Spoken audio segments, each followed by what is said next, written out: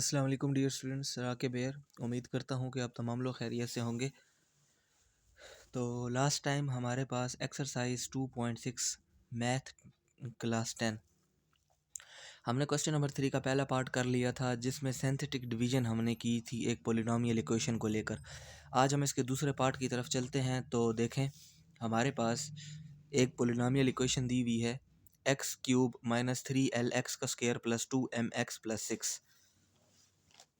और हमारे पास दो रूट्स भी दिए हुए हैं, x minus one and x plus one.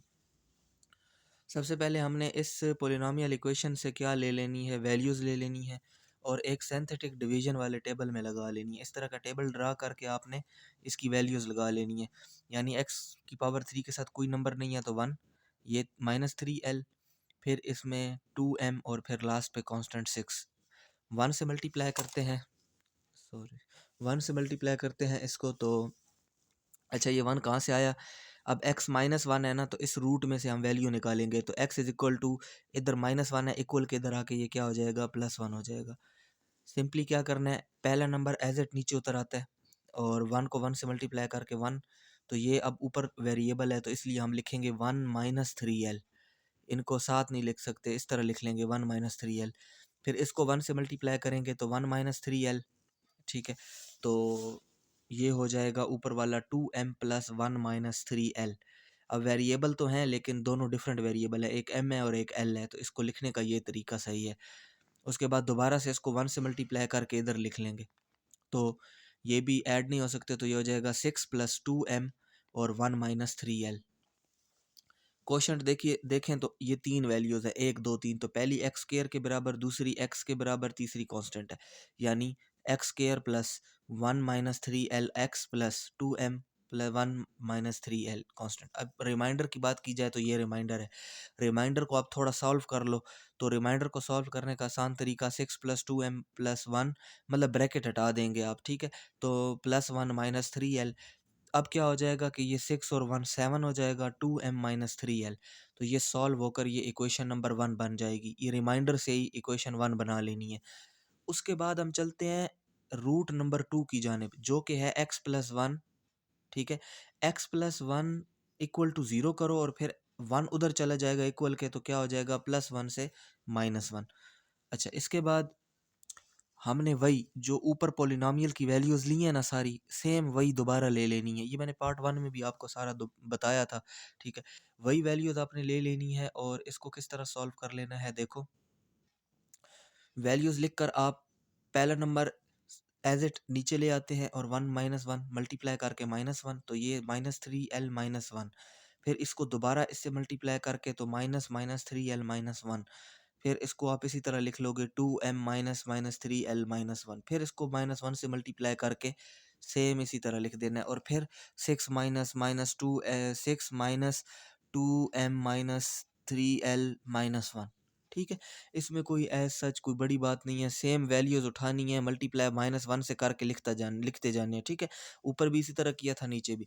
अब क्वेश्चन की बात की जाए तो ये तीन नंबर हैं, 1 2 3। पहला एक्स स्क्वायर के बराबर हो जाएगा, दूसरा एक्स के, तीसरा कांस्टेंट।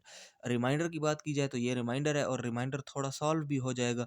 रिमाइंडर आपने लिख लिया और फिर क्या आपने कर लिया, ये वाली ब्रैकेट ख़त्म कर दी, तो ये हो जाएगा 6 minus 2m minus 3l minus 1।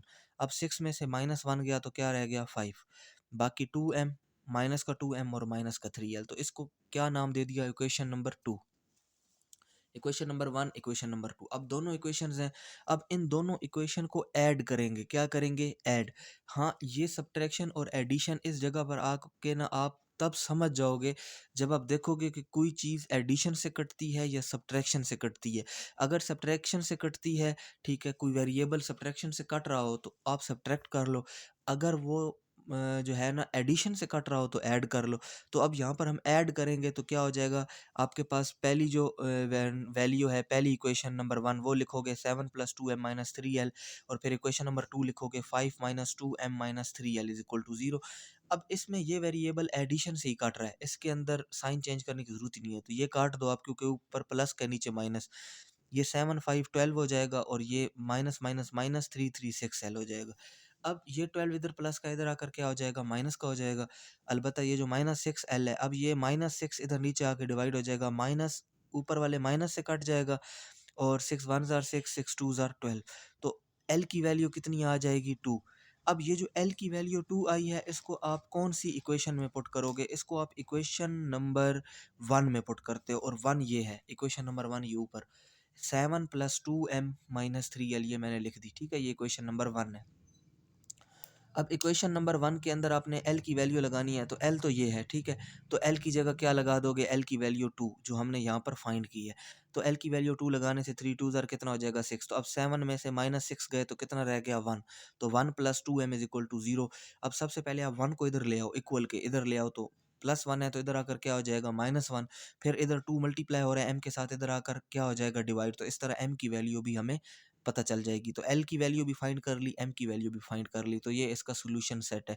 तो अब इस क्वेश्चन का जो है ना, ये दोनों पार्ट हो गए हैं, और अब इसके बाद हम चलते हैं क्वेश्चन नंबर 4 की जानिब। लेकिन मैं क्वेश्चन नंबर 4 आपको नेक्स्ट लेक्चर में समझाऊंगा, क्योंकि ये लेक्चर ज़्यादा लंबा हो जाएगा, फिर बच्चों को डाउनलोडिंग में मसला होता है, ठीक है।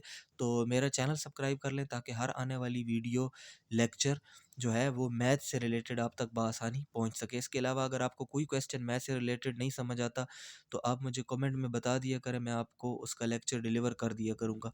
बाकी अपना ख्याल रखिएगा, मुझे दुआओं में याद रखें। अल्लाह हाफ़िज़।